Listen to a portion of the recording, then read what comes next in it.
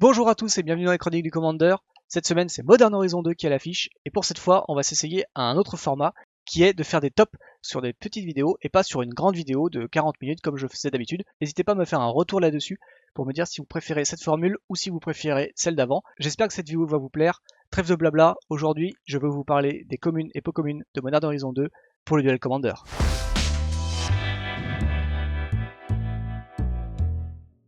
Il faut savoir que l'extension est très riche pour le Duel Commander. Wizard nous a bien gâtés sur ce set. Je vais donc essayer de parler des communes et peu communes qui me semblent les plus versatiles pour le format. Ça sera un top de chaque couleur et enfin un top pour les multicolores. Pour le blanc, j'ai choisi Fin Prismatique. Alors c'est un rituel pour un blanc et X qui a la capacité convergence et qui dit exiler un permanent non terrain d'une valeur égale ou inférieure au nombre de couleurs de mana dépensées. La capacité convergence, c'est une capacité qui en général est complètement nulle en construit car ça implique généralement de payer très cher pour une carte pour un effet pas si fou que ça. Sauf que là, c'est parfait, car on peut payer ce qu'on veut pour gérer ce qu'on veut. Hormis les terrains, bien sûr, on touche pas au terrain, a dit Wizard. Et du coup, ce petit sort, on le joue où? Eh bien, le meilleur endroit où il trouvera une place, c'est dans les decks à 3, voire à 2 couleurs. Au-dessus, il existe suffisamment de gestion en multicolore pour remplacer ce sort, et en mono blanc, ça n'enlèvera pas grand-chose d'impactant malheureusement. Ça peut vous sortir d'une situation en gérant une créature, un Oko, la nouvelle Vras également, qu'on citera dans une autre vidéo.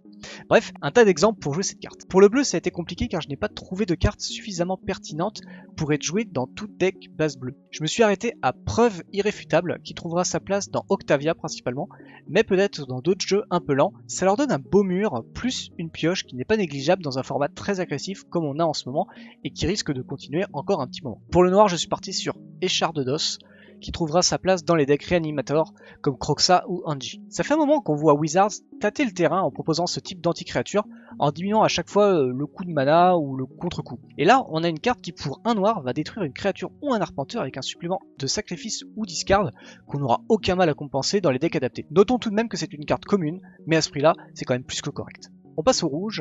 Là encore, comme pour le blanc, ça a été compliqué de trancher, mais j'ai finalement opté pour Éclair Flamboyant. Alors j'avais plein de petites bêtes sympas pour aggro à proposer, mais j'ai préféré cet enchantement car il a le bon goût de se recycler s'il ne sert à rien et qu'il élimine facilement les arpenteurs.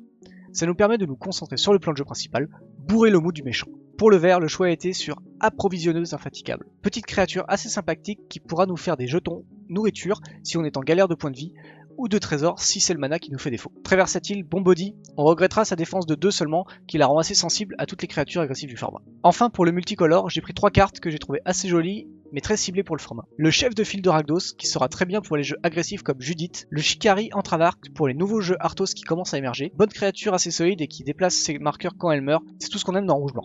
Et enfin Ornithoptère de Paradis, qui est un artefact qui trouvera sa place dans Kinnan, même si je suis d'accord, Kinnan a quand même déjà beaucoup de producteurs de mana à sa disposition, mais on sait jamais, un de plus, de temps en temps, ça ne peut pas faire de mal. Voilà, mon top pour les communes et peu communes pour le Duel Commander est maintenant terminé. J'espère qu'il vous a plu, n'hésitez pas à faire vos retours sur cette vidéo, d'ailleurs si vous avez trouvé d'autres communes co qui vous semblent adaptés pour le format. Comme d'habitude, si vous aimez la chaîne et son contenu, n'hésitez pas à nous suivre que ce soit sur Facebook et Twitter, le Discord si vous avez envie de venir participer avec nous sur des lives ou venir juste discuter avec nous sur le Commander, et enfin nous suivre sur YouTube et Twitch pour ne rien rater de nos lives, de nos vidéos et de nos replays que l'on sort quotidiennement. Sur ce, moi je vous laisse, je vous retrouverai dans quelques jours pour un nouveau top pour le Duel Commander. Je vous souhaite une très bonne journée, c'était Ragun pour les chroniques du Commander.